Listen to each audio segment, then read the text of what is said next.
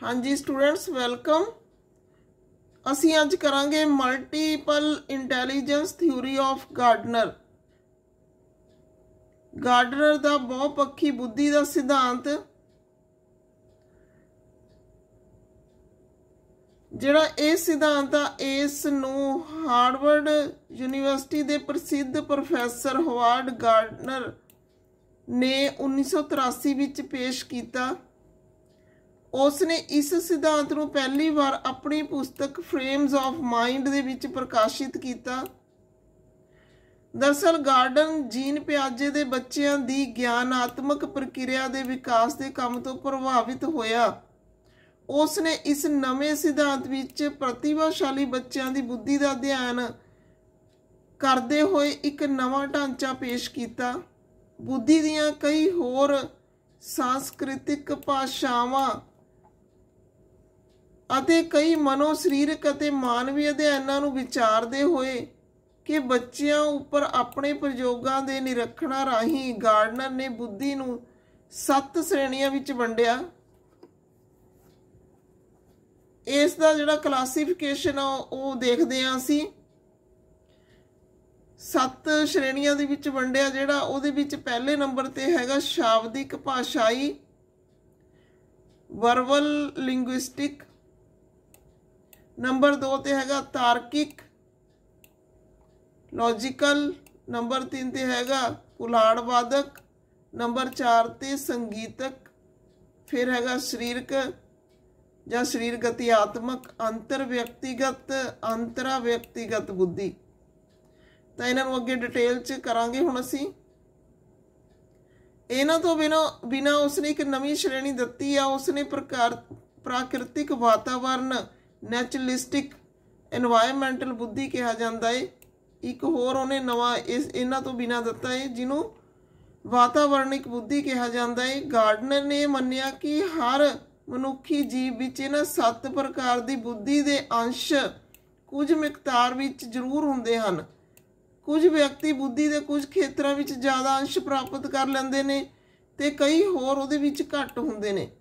Gardener की बुद्धि का सिद्धांत है जिहड़ा ये कहता है कि हरेक व्यक्ति दे विच इन्हां 7 जिहड़े फैक्टर ने 7 दे विचों जरूर सारे ही हुंदे ने, पर किसी च कोई हिस्सा वध ते किसी च घट। इस तरीके नाल ये जिहड़ी कैटागरी बनाई जाती है।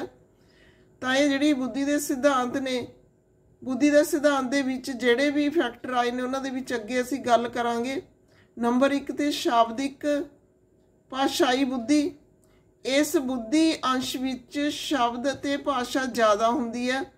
ये भाषा संबंधी रचना ते प्रक्रिया शब्दों की योग्यता नाल संबंधित हुंदी है।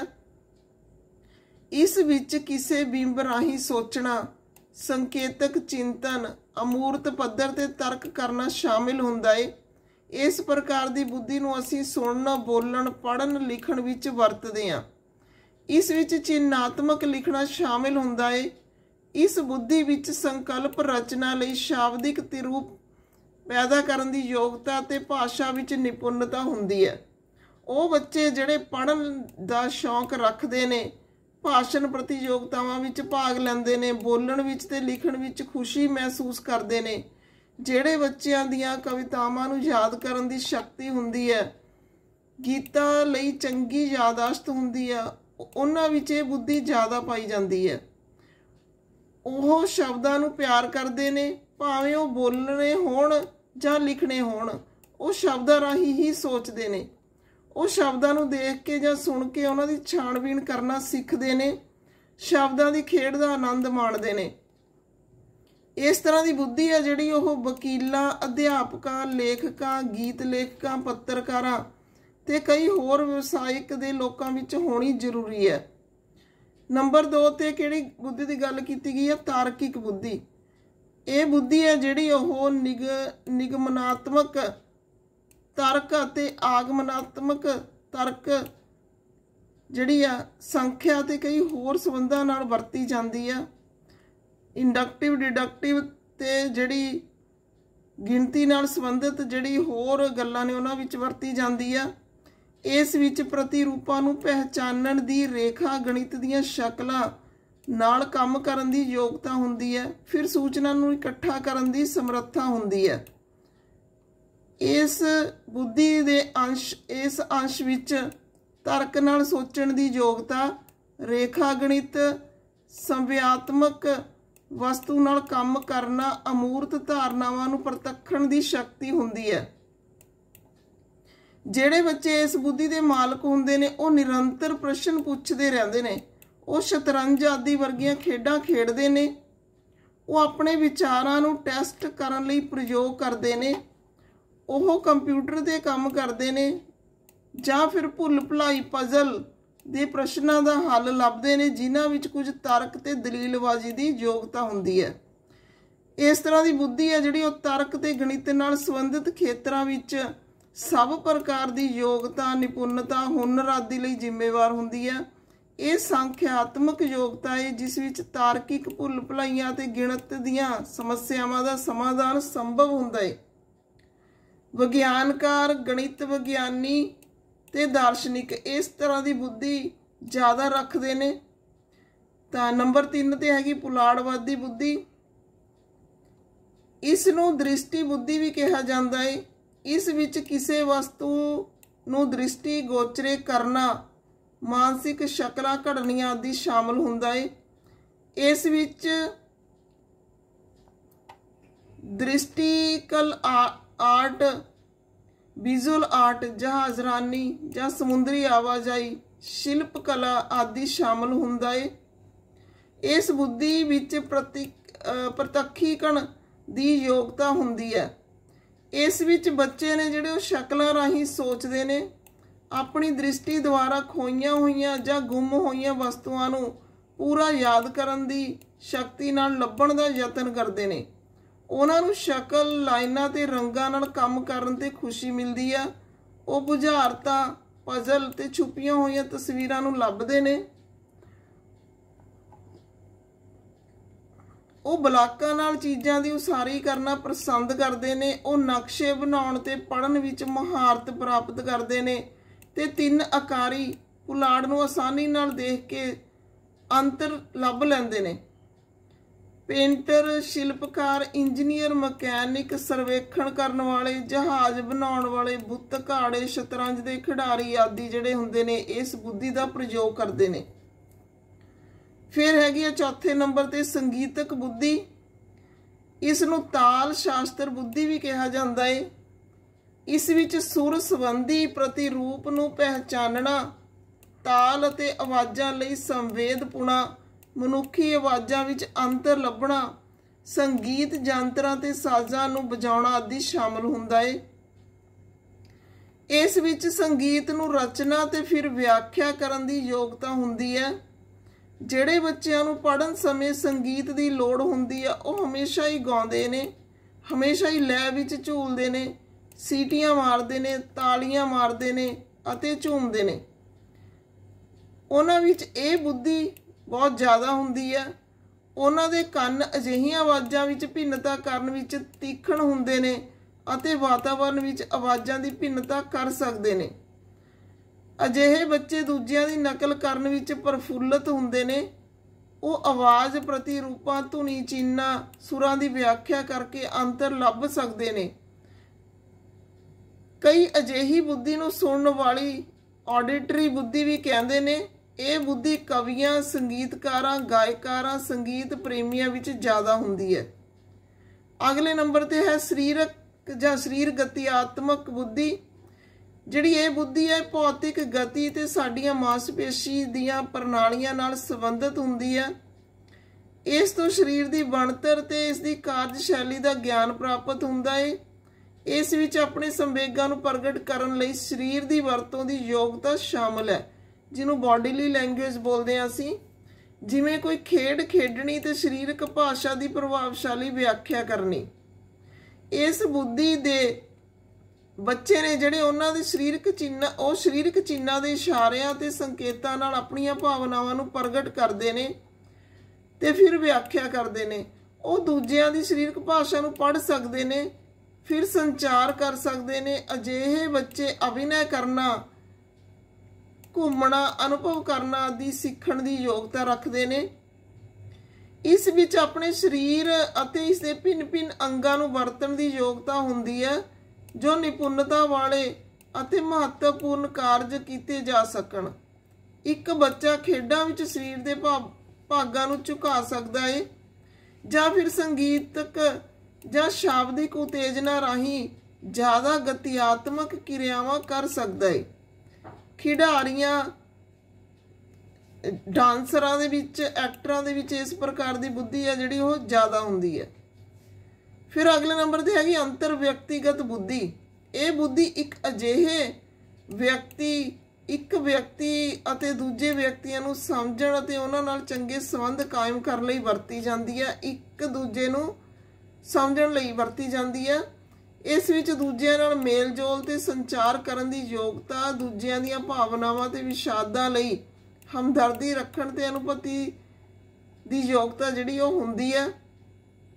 अजिही बुद्धि दूजिਆਂ ਨੂੰ ਸਮਝਣ ਤੇ ਵਿਅਕਤੀਆਂ ਦੇ ਗਰੋਹ ਪ੍ਰਕਿਰਿਆ ਵਿੱਚ ਚੰਗੇ ਸੰਬੰਧਾਂ ਨੂੰ ਸਹੂਲਤ ਦੇਣ ਵਿੱਚ ਵਰਤੀ ਜਾਂਦੀ ਹੈ। ਦੂਜਿਆਂ ਦੀਆਂ ਭਾਵਨਾਵਾਂ ਨੂੰ ਆਸਾਨੀ ਨਾਲ ਸਮਝਿਆ ਜਾ ਸਕੇ। ਅਜਿਹੇ ਬੱਚੇ ਨੇ ਜਿਹੜੇ ਉਹ ਮੇਲ ਜੋਲ ਵਾਲੀ ਸਥਿਤੀ ਵਿੱਚ ਜਲਦੀ ਸਿੱਖਦੇ ਨੇ, ਅਨੁਭਵਾਂ ਦਾ ਆਨੰਦ ਮਾਣਦੇ ਨੇ। ਉਹਨਾਂ ਵਿੱਚ ਦੂਜਿਆਂ ਨਾਲ ਮਿਲ ਕੇ ਉਪਜਾਊ ਕੰਮ ਕਰਨ ਦੀ ਸ਼ਕਤੀ ਹੁੰਦੀ ਆ। ਸਾਨੂੰ ਰੋਜ਼ਮर्रा ਦੀ ਜ਼ਿੰਦਗੀ ਵਿੱਚ ਸਮਾਜਿਕ ਅੰਤਰਕਿਰਿਆ ਦੀ ਤੇ ਦੂਜਿਆਂ ਨੂੰ ਸਮਝਣ ਦੀ ਬਹੁਤ ਲੋੜ ਹੁੰਦੀ ਹੈ। ਅਜਿਹੀ ਬੁੱਧੀ ਅਧਿਆਪਕਾਂ, ਮਨੋਚਿਕਿਤਸਕਾਂ, ਵਿਕਰੀਕਰਤਾ, ਸਿਆਸਤਦਾਨਾਂ ਤੇ ਧਾਰਮਿਕ ਆਗੂਆਂ ਵਿੱਚ ਹੋਣੀ ਚਾਹੀਦੀ ਹੈ। ਫਿਰ ਹੈਗੀ ਅੰਤਰਾ ਵਿਅਕਤੀਗਤ ਬੁੱਧੀ। ਇਹ ਬੁੱਧੀ ਨਿੱਜੀ ਗਿਆਨ ਤੇ ਆਧਾਰਿਤ ਆ। इस विच आत्म प्रतक्षण, भावात्मक अनुक्रिया, स्वै प्रगटावा, स्वै प्रतिबिंबित, मैटा भौतिक स्वै संकल्प की सचेतता जिहड़ी ओह शामिल हुंदी है। इस विच स्वै फैसले करन दी योग्यता हुंदी है। दूजे दोस्तां वल्लों कोई दबाव नहीं हुंदा। इस विच मनुख नूं समझण लई सहज बोध लई अंतरदृष्टि अनुभवी अंतरदृष्टि हुंदी है ते अंतर ज्ञान द्वारा अंदरूनी समझ दीयां भावनावां हुंदियां ने। इस तरह की बुद्धि के मालक बच्चे अपनियां अंदरूनी क्रियावां वल केंद्रित रहिंदे ने। वो आप ही काम कर सकते ने, अपनी मर्जी के किसी प्रोजैक्ट ते काम करन विच आनंद माणदे ने। इस बुद्धि विच स्वै दा ज्ञान जां अपनियां अंदरूनी अंगां दा, अपनियां भावनावां ते संवेगां दा ज्ञान हुंदा है। इस विच स्वै नूं जानण दी योग्यता हुंदी है। इस विच अपनियां ज्ञानात्मक शक्तियां ते मानसिक कार्यां नूं समझना शामिल हुंदा है। असल विच अंतरा व्यक्तिगत बुद्धि है जिहड़ी अपने सारे व्यवहार नूं दृष्टिगोचर करन, अपने आप नूं समझण दी मदद करना है। वो किवें महसूस करदा है, सोचदा करदा है। वो भाषा, संगीत, दृष्टि कला अजिहे होर प्रकार के प्रगटावे राही हुंदी आ। अजिही बुद्धि संतां, महात्मा, ऋषियां, योगियां विच आम मिलदी आ। गार्डनर दे काम ने मनुखी बुद्धि के खेत्र विच बहुपक्षी सिद्धांत नूं समझण विच योगदान पाया। इस राही शाब्दिक, भाषाई, तार्क, गणित बुद्धि वाले बच्चों दीयां लोड़ां ते समस्यावां नूं असीं जाण सकदे हां। इस तरह गार्डनर का बुद्धि का सिद्धांत प्रतिभाशाली बच्चों लिए उलीके गए सिक्ख्या प्रोग्राम विच बहुत लाभवंद सिद्ध होया, क्योंकि स्कूल ही प्रतिभाशाली बच्चों दी लोड़ां पूरीआं करदे ने। इंज ही सरीरक ते शरीर गतिआत्मक बुद्धि वाले बच्चों दी खेडां दी लोड़ां पूरीआं हो सकदियां ने। कई प्रकार दी क्रियावां जिवें नच्चना, सांग लगाउणी जां नकल करनी जिन्हों कहने असीं, जिमनास्टिक, टेबल टैनिस आदि शरीर दे जिहड़े हरेक पक्ष नूं प्रफुल्लित करदे ने। तां इस तरह की बुद्धि है जिहड़ी इह बुद्धि का सिद्धांत आ जिहड़ा बहुत उपयोगी आ। हुण असीं इहदियां सिੱਖਿਅਕ उपयोगितावां देखदे हां। इह सिद्धांत आ जिहड़ा कई सिੱਖਿਅਕ उपयोगितावां रखदा है। सिक्ख्या राही ही बुद्धि के 7 अंशां का विकास करना जरूरी है। बुद्धि के हर प्रकार का पता तो कई खेत्रों में काम आउंदा है, इसलिए इन्हां दी सिखलाई बहुत जरूरी है। स्कूल विच सारे बच्चों नूं शाब्दिक ते गणितात्मक बुद्धि ਤਾਂ ਬਿਨਾਂ ਬੁੱਧੀ ਦੇ ਬਾਕੀ ਅੰਸ਼ਾਂ ਦੇ ਵਿਕਾਸ ਲਈ ਸਹੂਲਤਾਂ ਨਹੀਂ ਮਿਲਦੀਆਂ। ਬਾਕੀ ਹੋਰ ਕਿਰਿਆਵਾਂ ਦਾ ਪ੍ਰਬੰਧ ਜ਼ਰੂਰੀ ਹੈ, ਕਿਉਂਕਿ ਹਰੇਕ ਬੱਚਾ ਭਿੰਨ ਭਿੰਨ ਕਿਰਿਆਵਾਂ ਵਿੱਚ ਭਿੰਨ ਭਿੰਨ ਰਫ਼ਤਾਰ ਤੇ ਭਿੰਨ ਭਿੰਨ ਤਰੀਕਿਆਂ ਨਾਲ ਸਿੱਖਦਾ ਹੈ। ਇਸ ਲਈ ਸਕੂਲਾਂ ਵਿੱਚ ਸਾਰੀਆਂ ਕਿਰਿਆਵਾਂ ਦਾ ਪ੍ਰਬੰਧ ਹੋਣਾ ਚਾਹੀਦਾ ਹੈ। ਜਿਹੜੇ ਬੱਚਿਆਂ ਵਿੱਚ ਜ਼ਿਆਦਾ ਤੀਖਣ ਬੁੱਧੀ ਦੇ ਅੰਸ਼ ਹੁੰਦੇ ਨੇ, ਉਹਨਾਂ ਦਾ ਵਿਕਾਸ ਕਰਨਾ ਵਧਾਉਣਾ ਸਕੂਲ ਦਾ ਫਰਜ਼ ਹੈ, ਕਿਉਂਕਿ ਭਿੰਨ ਭਿੰਨ ਵਿਧੀਆਂ ਰਾਹੀਂ ਬੁੱਧੀ ਦਾ ਵਿਕਾਸ ਕੀਤਾ ਜਾ ਸਕਦਾ ਹੈ। ਇਸ ਸਿਧਾਂਤ ਦੇ ਹੋਰ ਵੀ ਕਈ ਲਾਭ ਨੇ। ਬੱਚਿਆਂ ਵਿੱਚ ਨਿੱਜੀ ਭਿੰਨਤਾ ਦੀ ਕਦਰ ਕੀਤੀ ਜਾਣੀ ਚਾਹੀਦੀ ਹੈ। ਸਿੱਖਣ ਤੇ ਧਾਰਨਾ ਦਾ ਮੁਲਾਂਕਣ ਕਰਨ ਦੀਆਂ ਠੀਕ ਵਿਧੀਆਂ ਹੋਣੀਆਂ ਚਾਹੀਦੀਆਂ ਨੇ। ਸਕੂਲ ਦਾ ਪਾਠਕ੍ਰਮ ਚੁਣੌਤੀ ਭਰਪੂਰ, ਸੰਪੂਰਨ ਤੇ ਏਕੀਕਰਨ ਵਾਲਾ ਹੋਣਾ ਚਾਹੀਦਾ ਹੈ। ਬੱਚਿਆਂ ਦੀਆਂ ਅਕਾਦਮਿਕ ਪ੍ਰਾਪਤੀਆਂ ਵਿੱਚ ਸਮੱਸਿਆ ਸਮਾਧਾਨ, ਸੋਚਣ ਸ਼ਕਤੀ, ਧਾਰਨਾ ਸ਼ਕਤੀ ਅਤੇ ਸੁਧਾਰ ਆਦਿ ਸ਼ਾਮਲ ਹੋਣਾ ਚਾਹੀਦਾ ਹੈ। 21ਵੀਂ ਸਦੀ ਵਿੱਚ ਜਿਹੜੇ ਵਿਦਿਆਰਥੀ ਨੇ, ਉਹਨਾਂ ਦੀ ਸਿੱਖਣ ਦਾ ਵਤੀਰਾ ਜ਼ਿੰਦਗੀ ਭਰ ਸਿੱਖਣਾ, ਜੀਵਨ ਵਿੱਚ ਕੰਮ ਕਰਨ ਦੀ ਤਿਆਰੀ ਆਦਿ ਹੋਣਾ ਚਾਹੀਦਾ ਹੈ। ਇਸੇ ਤਰ੍ਹਾਂ ਨਿੱਜੀ ਤੇ ਸਮਾਜਿਕ ਵਿਕਾਸ ਵੱਲ ਵੀ ਧਿਆਨ ਦੇਣਾ ਜ਼ਰੂਰੀ ਹੈ। ਇਸ ਲਈ ਜ਼ਰੂਰੀ ਹੈ ਕਿ ਵਿਦਿਆਰਥੀਆਂ ਦੀ ਸਫਲਤਾ ਵਧਾਉਣ ਲਈ, ਉਹਨਾਂ ਦਾ ਪ੍ਰੇਰਨਾ ਸਰੋਤ ਬਣਨ ਲਈ ਅਜਿਹਾ ਵਾਤਾਵਰਨ ਪੈਦਾ ਕੀਤਾ ਜਾਵੇ ਜਿੱਥੇ ਬੁੱਧੀ ਦੇ ਹਰ ਪਹਿਲੂ ਦਾ ਵਿਕਾਸ ਹੋ ਸਕੇ। ਇਸ ਤਰ੍ਹਾਂ ਨਾਲ ਜਿਹੜਾ ਇਹ ਸਿਧਾਂਤ ਆ ਬਹੁਤ ਉਪਯੋਗੀ ਆ ਸਿੱਖਿਆ ਖੇਤਰ ਦੇ ਵਿੱਚ। ਤਾਂ ਅੱਜ ਦੀ ਵੀਡੀਓ ਦੇ ਵਿੱਚ ਇੰਨਾ ਹੀ। ਅੱਗੇ ਫਿਰ ਨੈਕਸਟ ਵੀਡੀਓ ਦੇ ਵਿੱਚ ਮਿਲਦੇ ਆ। Okay, thanks.